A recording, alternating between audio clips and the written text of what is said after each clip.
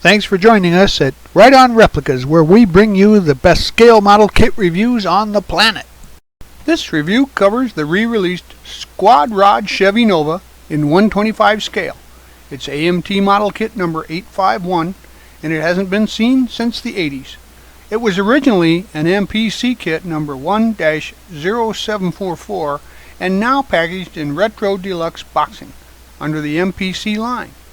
It's rated as skill level 2 for the intermediate builder, and this kit started life as an annual stock Nova, then became a breakout kit with hot rod parts and police parts to make it the Squad Rod. In the box you get almost 125 pieces molded in black, chrome, clear blue, and clear red. There's vinyl tires and a metal axle and water slide decals, and the instructions are typical fold-out sheet. Now, detail is all over on this one. The motor has nice detail, and you can get stock or street options, but the interior has shallow details and is mediocre at best. But the police options are nice, and the chassis is very simplistic, and the body, however, is very crisp and clean with moldings and details that were good, with only minor mold lines. Now, the overall fit and finish was good, and the dimensions when done are 8 inches in length, 2 3/4 inches wide, and 2 3/4 inches high. Here are the decals for this kit. As you can see, the colors are great and the registry is good. I think that these will make a nice addition to your Squad Rod if you choose to make the police car option, so don't be afraid to cut them out and slap them on, but make sure that you use some of that decal setting solution. For most of the construction, I use Model Master liquid cement and sometimes a slow setting tube glue, but other adhesives are used too for strength like super glue and white glue for clear parts. Mostly the paints are Tamiya acrylic bottle paints that are shot through an airbrush, or rattle can paints that can be used for things like primers. Here's my version of the open box review. Some guys have picked these parts up and talk about them, each and every one. But I find that that won't help you build your model. So here's my open box review in 15 seconds or less. All the parts are black, so for ease of painting, I decided to spray them with a good quality primer in a medium gray to give them a neutral color for painting later. First up, decide which rims you want to use for your build, and then paint the rim backs flat black with the outer rim aluminum. Insert a rim front into the tire and a rim back into the backside. To give the tires a street-worn look, press and roll the tread on a sheet of fine sandpaper. And note that the rear tires are larger than the front tires, and that the pins go in the front tires. Gather the parts for the motor and assemble the block, heads, and timing cover. Then paint the motor orange with an aluminum transmission. The belt is rubber and the pulleys are black. On the oil pan, the oil filter is blue and the starter is black. Install the oil pan, starter, belt, alternator, fan, and valve covers. Choose the parts that you want for the stock or the street version. I used the parts for the street version for my kit. Assemble the headers and paint them steel. The intake is steel. The distributor's tan colored. And install the headers, the intake, the carbs, and the distributor. Then, to detail the carbs, I used a 50-50 wash of flat black and thinner. Now we move to the chassis and get these parts out for that. And since I used the street rod version, I'm going to remove all of the exhaust pipes and mufflers, etc. If you use the stock version, you just leave them, but cut the exhaust at the red lines noted by the arrows here, and then discard the muffler and exhaust pipes. Install the rear suspension with the torsion bars. Install the front A-arms and the wheel mount tabs. Then add the transmission mount. Assemble and install a radiator. Now paint this whole unit flat black. Detail all the lines with the silver gel pen or Sharpie marker, and then paint the gas tank steel. The drive shaft is steel and it's installed with the motor. And once the motor is in place, then you can install the side pipes. Use a dab of glue on the end of the pins and install the front tires into the suspension. Then using the metal axle, install the rear tires into the rear axle. Flip it over and you now have a rolling chassis for the rest of your build. Get these parts out and paint the hose a rubber color, and then the bottles are white with black caps. The battery is black with steel terminals and green caps, and install everything in place on the wheel wells and the radiator wall. We can go to the interior next, so pull these parts out and paint the interior flat black on the floor with semi-gloss doors and seats and dash. Then detail any of the trim in silver with a silver gel pen or a silver Sharpie or a fine brush. Then install the seats and the shifter. Grab the dash and the steering wheel, and we will install the dash after we do some detailing here. There's no gauge decals, so either print some out with a color printer from the internet images that you find and glue them in place with some white glue, or do the best you can with a detail pen or pencil like we talked earlier.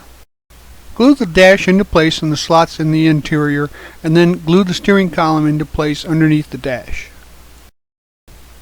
One of the highlights of this kit are some of the bonus parts for the police equipment, so go ahead and detail those as you find as you can find images on the internet, however you like. Back then I think that most of the weapons still had wooden stocks, etc. Paint the firewall body color and detail the wires and the heater core, and then the brake booster is black and steel and installed on the firewall, and the firewall is then installed onto the interior. Wet sand the body and look for any blemishes.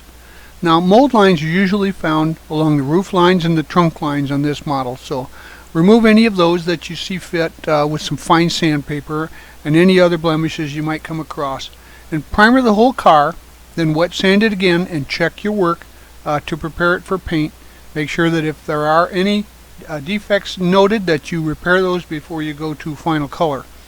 Your final work should be in at least 1000 grit sandpaper. Spray your body parts with your choice of body color. I used a metallic black for mine because I wanted a black and white street rod with a metallic sheen to it. Now get the decal sheet out and use some of that setting solution as I suggested, and plenty of warm water so that you can move the decals around, especially these big side decals, to make sure that they conform to all the body's contours. Let the decals dry overnight and then clear coat your body to seal them into place.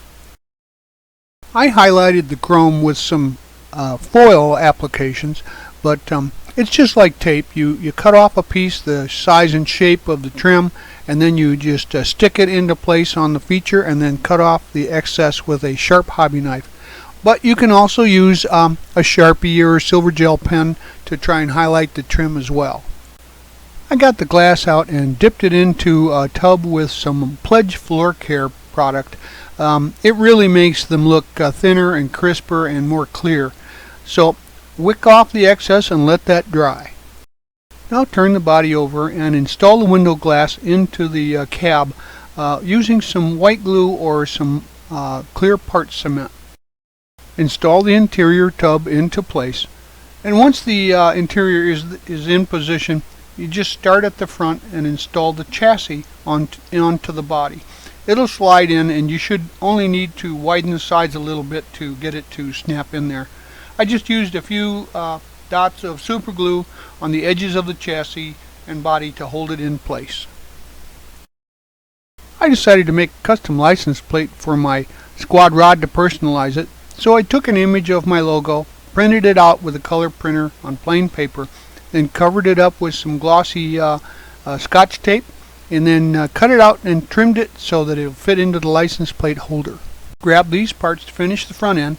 I used that 50-50 wash of flat black and thinner on the grill, and then the blinkers are transparent orange. The bumper pads are flat black. Now install the grill and then drill 2 holes in the bumper for the push bar. Install the bumper, push bar, and the spoiler, and then add your license tag. Collect these parts to finish up the rear end. Now the bumper pad is flat black, the tail lights are transparent red. Install the tail lights and the bumper, then add your license tag there. Gather these parts to add the finishing touches to the construction, and then build the light bar and add that to the roof of the car. Add the antenna to the trunk.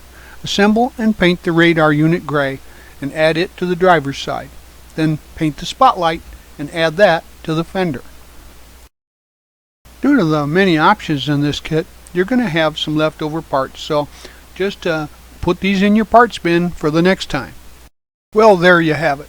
This neat build fit together pretty well. Overall, the details are on the slight side, especially the interior, where we really could have used some gauge decals, but police cars weren't known for flashy interiors anyway. This is kind of typical of the modeling, manufacturing of models at the time, so the kit was kind of a mashup of parts from different kits. The original Nova and the police parts from the Dukes of Hazzard Monaco, the hot rod parts from a different kit, but we love these cars, and we're glad that they're bringing them back again for us to build. They're not show quality, but they are fun to build and they look great on the show. So I suggest that if you want an easy a weekender or a 1 week build that gives you a real charge, that this is going to fit the bill just perfectly.